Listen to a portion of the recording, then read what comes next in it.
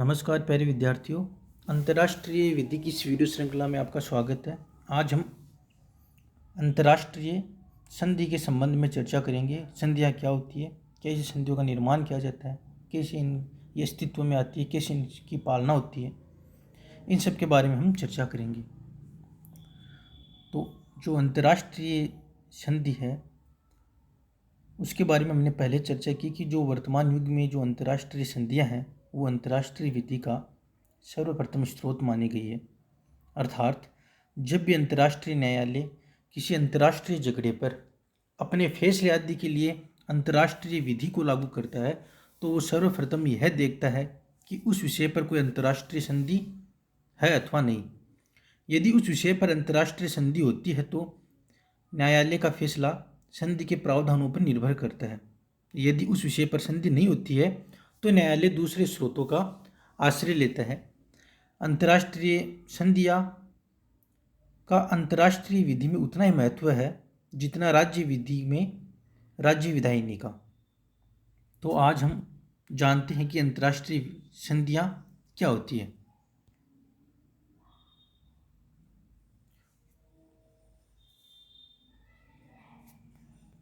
परिभाषा: अंतर्राष्ट्रीय संधि दो या दो से अधिक राज्यों के बीच अंतर्राष्ट्रीय विधि के अंतर्गत आपस में संबंध स्थापित करने के लिए एक प्रकार का समझौता होता है। इस संबंध में प्रोफेसर ओपेनहाइम ने कहा, अंतर्राष्ट्रीय संधियाँ राज्य के बीच समझौते हैं जो संविदा की प्रकृति के हैं तथा जो कानूनी अधिकार तथा उत्तरदायित्व उत्पन्न करते हैं।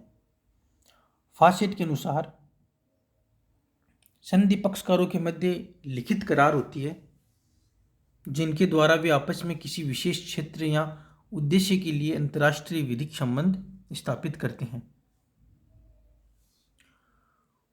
प्रोफेसर श्वार्ज़बर्नर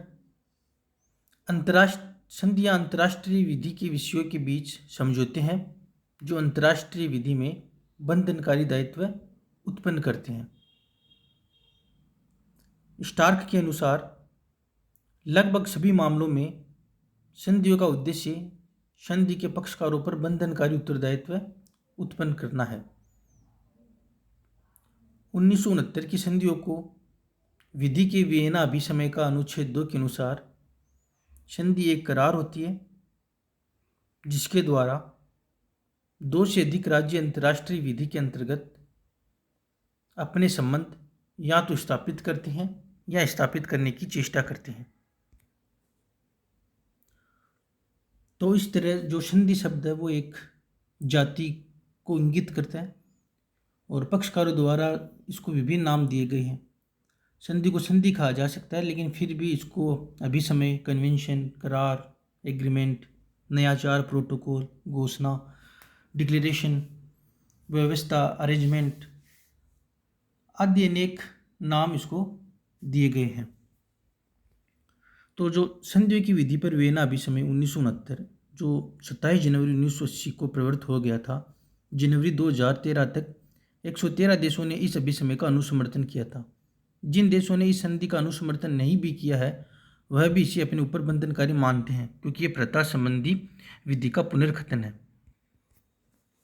संधियों का वर्गीकरण: प्रसिद्ध विधिशास्त्री मैकनोयर ने संधियों का निम्न प्रकार से वर्गीकरण किया है: प्रलेख स्वरूप संधियाँ, संविदा प्रकृति की संधियाँ, विधि निर्माण करने वाली संधियाँ, अधिपत्र के समान प्रकृति वाली संधियाँ। और प्रोफेसर ओपेनहाइम ने जो संधियों के प्रकार बताए हैं वो विधि निर्माण करने वाली संधियाँ और दूसरे उद्देश्यों के लिए की गई संधियाँ। और अगर हम पक्षकारों के आधार पर देखें तो इनको हम 3 वर्गों में वर्गीकृत कर सकते हैं: द्विपक्षीय संधियाँ, अनेक पक्षीय संधियाँ एवं बहुपक्षीय संधियाँ। अब संधियाँ करने के लिए कौन समर्थ है? स्टार्क के अनुसार सामान्यतः केवल वह राज्य जिसने अंतर्राष्ट्रीय विधि के अनुसार राष्ट्रत्व के तत्व को प्राप्त कर लिया है वो ही संधि के पक्षकार हो सकते हैं। अर्थात संधि के पक्षकार प्रभुत्व संपन्नता वाले राष्ट्रीय हो सकते हैं। सार्वभौमिकता के सिद्धांत के अनुसार पूर्ण प्रभुत्व संपन्न राष्ट्र को संधि करने की असीमित शक्ति होती है। वह राष्ट्र जिसे पूर्ण प्रभुसत्ता प्राप्त नहीं है, संधि पर हस्ताक्षर करने के लिए समर्थ नहीं है। संधि पर हस्ताक्षर प्रभुत्व संपन्न राष्ट्र के प्रतिनिधि ही किया करते हैं, परंतु संधि पक्षकारों पर तब तक बाध्य नहीं होती जब तक वह संधि का सत्यापन या अनुसमर्थन नहीं करते। अंतर्राष्ट्रीय विधि के वर्तमान विकसित रूप में अंतर्राष्ट्रीय संस्थाएं भी संधि के पक्षकार हो सकती है। अतः स्टार्क ने उचित ही कहा है कि सामान्यतः केवल वह राज्य जिसने अंतर्राष्ट्रीय विधि के अनुसार राष्ट्रत्व को प्राप्त कर लिया है या अंतर्राष्ट्रीय संस्था ही संधि के पक्षकार हो सकते हैं। संधि के लिए स्वतंत्र सम्मति की आवश्यकता। जिस तरह हम किसी से संविदा या करार करते हैं, तो जो संविदा अधिनियम में एक सबसे महत्वपूर्ण शर्त ये होती है पक्षकारों की स्वतंत्र सम्मति। तो संधि भी अपने आप में एक समझौता है, एक संविदा है, तो इसके लिए भी स्वतंत्र सम्मति की आवश्यकता होती है।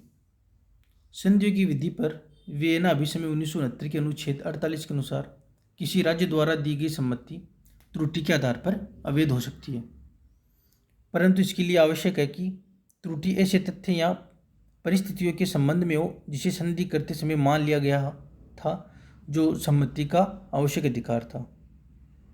परंतु यह त्रुटि यदि राज्य सरकार के अपने आचरण के कारण हुई है तो ये नियम लागू नहीं होगा। अनुच्छेद 49 के अनुसार यदि कोई राज्य संधि करने के लिए किसी अन्य राज्य के कपटपूर्ण आचरण द्वारा प्रेरित होता है या प्रेषित होता है तो ऐसा राज्य कपट के आधार पर अपनी सम्मति को अवैध करार किए जाने की मांग कर सकता है। अनुच्छेद 51 के अनुसार यदि किसी राज्य की सम्मति उस राज्य के प्रतिनिधि पर दबाव डालकर प्राप्त की गई है तो ऐसी सम्मति का कोई कानूनी प्रभाव नहीं होगा। अनुच्छेद 52 के अनुसार यदि कोई संधि संयुक्त राष्ट्र चार्टर में वर्णित अंतर्राष्ट्रीय राष्ट्र के सिद्धांतों के उल्लंघन में शक्ति या उसकी धमकी द्वारा प्राप्त की गई है तो ऐसी शक्ति शून्य होगी। अंतर्राष्ट्रीय न्यायालय द्वारा 1973 में निर्णीत मत्स्य क्षेत्र अधिकार में यह मत प्रकट किया कि विधि पर वियना अभिसमय के आधार पर यह कहा जा सकता है कि वर्तमान अंतर्राष्ट्रीय विधि के अनुसार दबाव या शक्ति के आधार पर की गई संधि पूर्णतया शून्य होगी।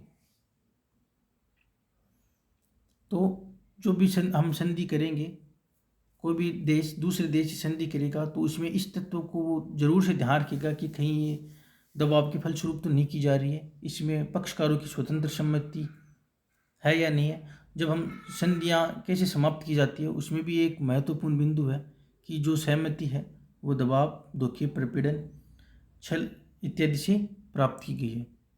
तो संधियाँ अंतर्राष्ट्रीय विधि का एक मुख्य आधार है और इसके पीछे मैंने पढ़ा भी है कि पेक्टा संट सर्वेंटा जो एंजिलोटी द्वारा दिया गया था। जो पेक्टा संट सर्वेंटा का जो सिद्धांत है वो अंतर्राष्ट्रीय विधि का एक सकारात्मक नियम है। इसको अंतर्राष्ट्रीय विधि का हर एक पक्षकार इस नियम को मानता है। धन्यवाद।